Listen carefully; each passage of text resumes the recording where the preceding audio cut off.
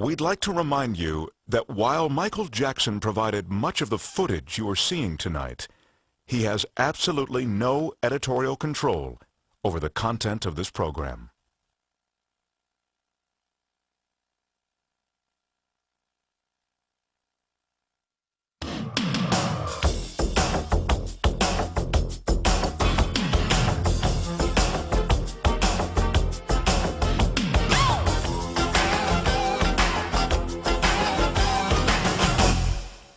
In the past hour, you've seen a British journalist ask some tough questions.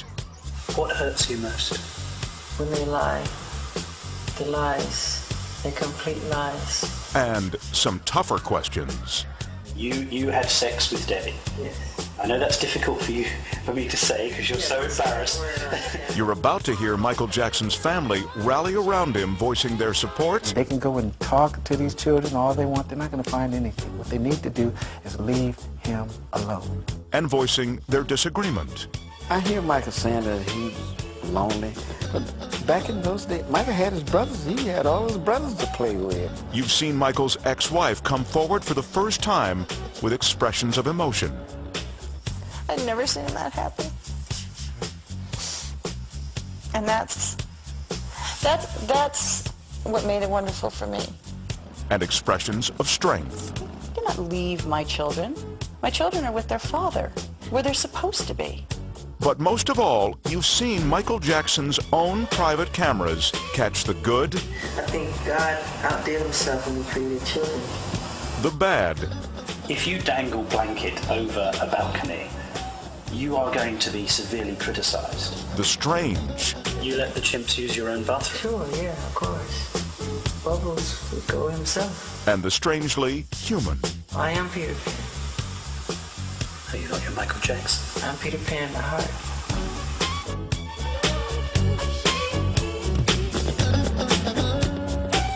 But what you've seen so far is only the beginning of the Michael Jackson interview, the footage you were never meant to see.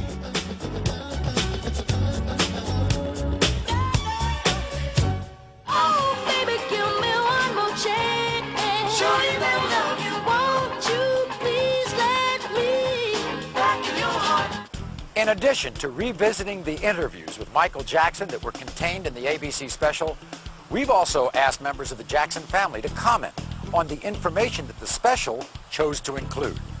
While the Jacksons are a very supportive family, not all of what they have to say is in complete agreement with Michael.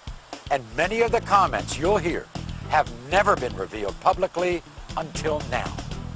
We tried to get above all of this, the way of being united together. We don't like what some of the things are being said out there, but when you're number one out there all over the world, you get those kind of pot shots at you at all times. You've been so successful and you've amassed so much wealth. You never need to work again. And yet you don't seem to be able to enjoy it. It seems that you're restricted somehow. I enjoy it through my children. I enjoy But I'm it. talking about you. You just don't seem to enjoy it. Enjoy what? Enjoy your success, enjoy your wealth. It's hard to, I can enjoy it behind my gates, but I can't go out and enjoy it because it becomes work all over again. Working has been Michael's life from the time he was 5 years old. And as we've already seen, missing out on his childhood continues to affect him to this very day.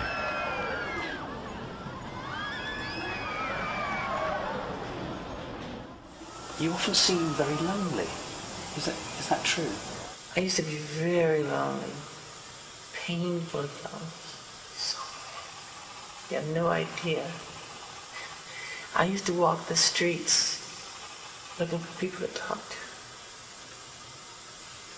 I hear Michael saying that he's lonely, but back in those days, Michael had his brothers. He had all his brothers to play with. Yeah, all of us. Oh, and so, you know, and the kids that he bought all the candy around, he buy so much candy, and kids would be in a circle, standing around in a circle, and they all be eating candy off the allowance I had given him. But one thing he enjoyed, to see those kids eating that candy, he'd be laughing. Weren't you surrounded by your family, by musicians, by people wanting to be your friend. You were an international superstar.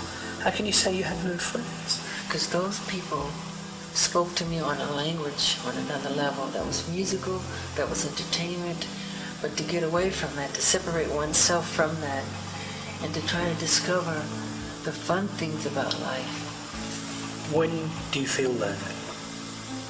When do I feel lonely?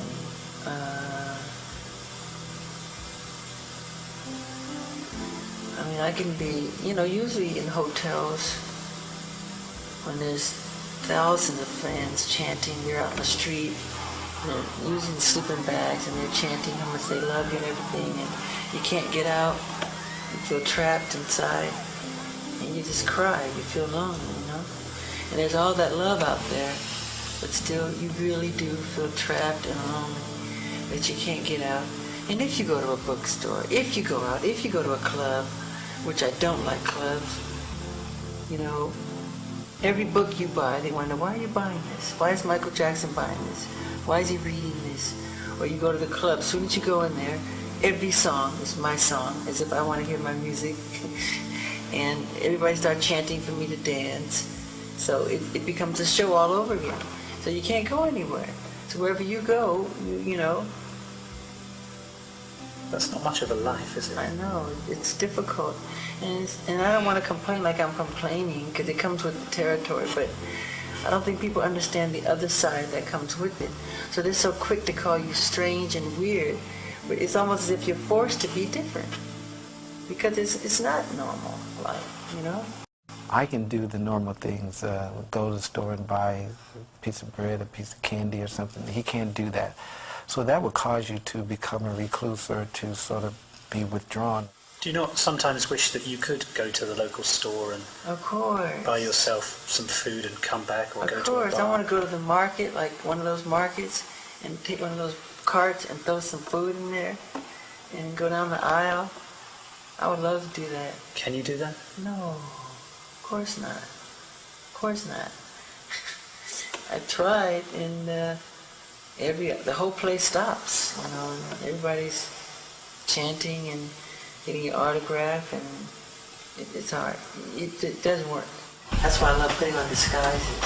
One of the disguises Michael would wear in public was from his music video, Ghost.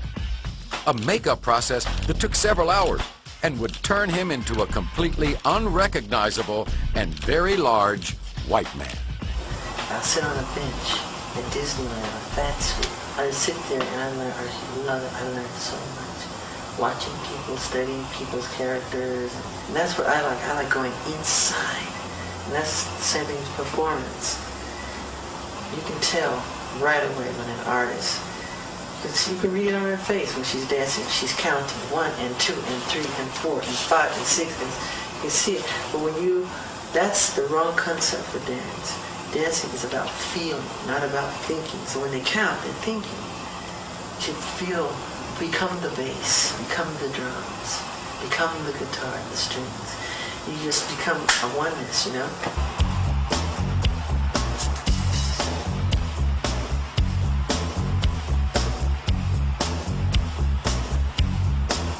That's very important.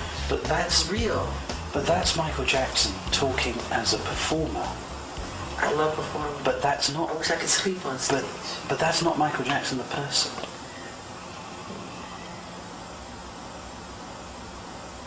One of the most compelling and revealing lines of questioning that Martin Bashir pursued had to do with the strict discipline that Michael and his brothers endured at the hands of their father. Unfortunately, this is footage that Mr. Bashir and his producers have not allowed us to show you. But we can tell you that it was a very emotional description of beatings with belts and the cords from irons. You remember when you said to me that you just wanted to run away from your father? I hid. I used to hide. Well, one of the things I can see this man tried to do, he tried to pin something on me where I was real brutal. And raising these guys, Jermaine and all the rest of them, they all got whippings. But they didn't get no beatings, They got whippings. And we were disciplined in the way to which he knew. And during that time, all children and parents at the time, they with their kids. We had to be in before the lights were on at night, and we had to ask for things. And I thought it was great because it allowed us to become what we became.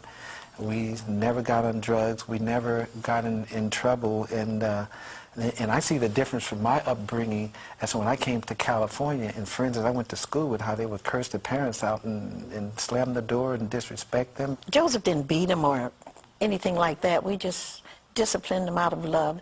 And the Bible says if you love a child, you will discipline them. The discussion of the strict discipline and verbal abuse by Michael's father went on for almost 8 minutes in Mr. Bashir's finished special. But what he did not include was a short but very revealing comment from Michael about his father. He just, I don't think how much he hurt me when he was little, but he's a genius. The man is a genius.